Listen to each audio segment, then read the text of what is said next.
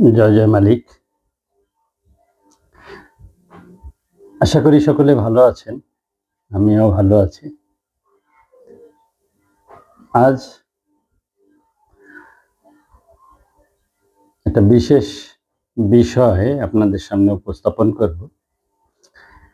সেটা হলো দলীয় রাজনীতি বনাম মানুষ কেন্দ্রিক রাজনীতি, বাংলাদেশের ভবিষ্যৎ পথ চলা।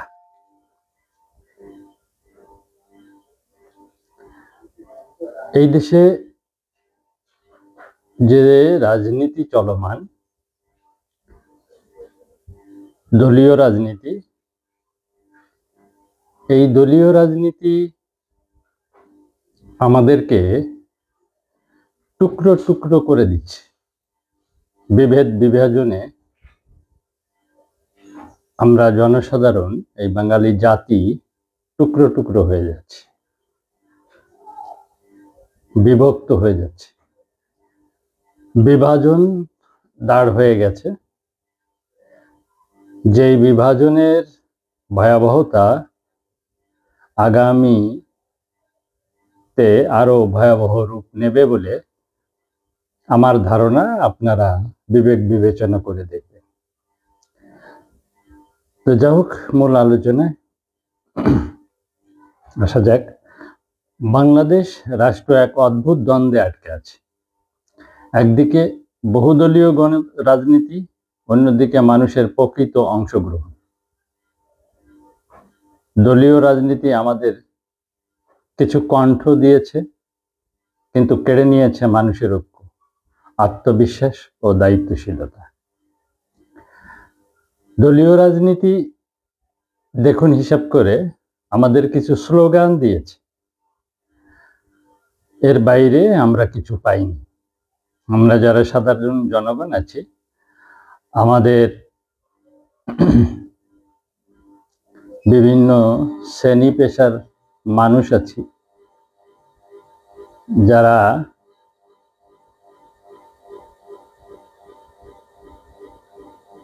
দীর্ঘদিন যাবৎ আটকে আছে এক ভয়াবহ পরিস্থিতির মধ্যে। আমাদের কৃষকদের জন্য কোনো দিক নির্দেশনা নেই, শ্রমিকদের জন্য কোনো দিক নির্দেশনা নেই, ছাত্রদের জন্য কোনো দিক নির্দেশনা নেই,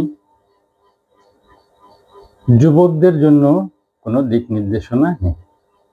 কেউ দেয়নি, কোনো দল বা কোনো দলীয় রাজনীতি আমাদেরকে সেই পথ দেখাতে পারেনি স্বাধীনতা উত্তর 54 বছর। দিয়েছে কি? বিভাজন, বিভক্তি।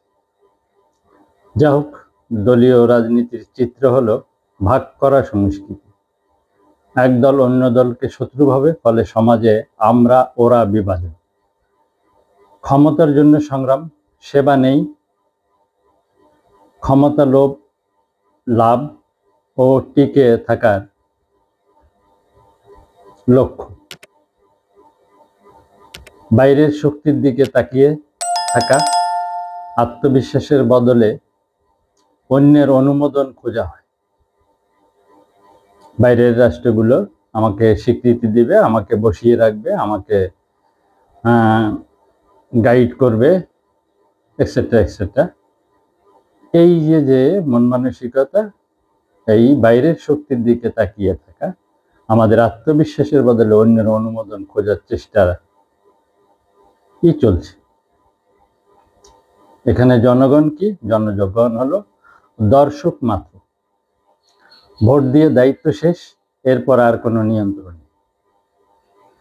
ফলাফল কি হচ্ছে? স্থায়ী অশান্তি আমাদের লেগেই আছে, দুর্নীতি চলমান, উন্নয়নের পথে ভান, উন্নয়নের ভান ধরে আছি, কিন্তু আসল অগ্রগতি নেই। তো মানুষ কেন্দ্রিক যে রাজনীতিটা, বাঙালিয়ানার প্রস্তাবিত পথ, দলমুক্ত অংশগ্রহণ, জনগণ নিজের এলাকা থেকে প্রতিনিধি বেছে নেবে, কোনো দলীয় ট্যাগ লাগবে না। নীতিনিষ্ঠা ও মালিক চেতনা। ক্ষমতা মানে সেবা, নীতি ভাঙলে জনগণের সরাসরি প্রত্যাহার করার অধিকার থাকে। ঐক্য ও দায়িত্ব, রাষ্ট্র হবে সকল মানুষের যৌথ মঞ্চ, কারো শত্রু কারো প্রতিদ্বন্দ্বী নয়। দীর্ঘমেয়াদী মঙ্গল, শুরুতে কষ্টকর হলেও একবার এই সংস্কৃতি গড়ে উঠলে প্রজন্ম থেকে প্রজন্ম শান্তি ও নিরাপত্তায় বাঁচবে। এর তুলনামূলক বিশ্লেষণটা হলো কি, দলীয় রাজনীতি স্বল্পমেয়াদী সাফল্য, দীর্ঘমেয়াদে বিভাজন। আর মানুষকেন্দ্রিক রাজনীতিটা কি, শুরুতে কষ্ট, দীর্ঘমেয়াদে স্থায়ী ঐক্য ও উন্নয়ন।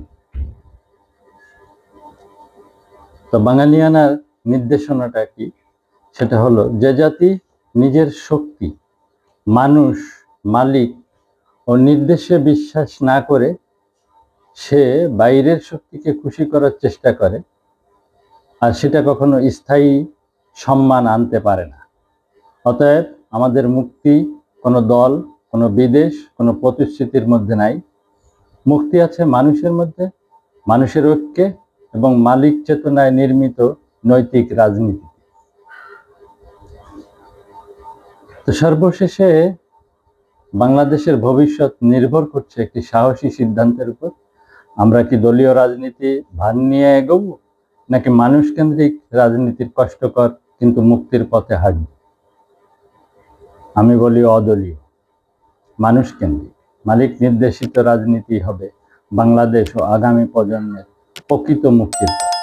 তো ধন্যবাদ দরদিরা, আপনারা আমার এই কথাটি এবং বাঙালিয়ানার এই প্রস্তাব বিবেক বিবেচনা দিয়ে যাচাই বাছাই করবেন, মিলিয়ে দেখবেন।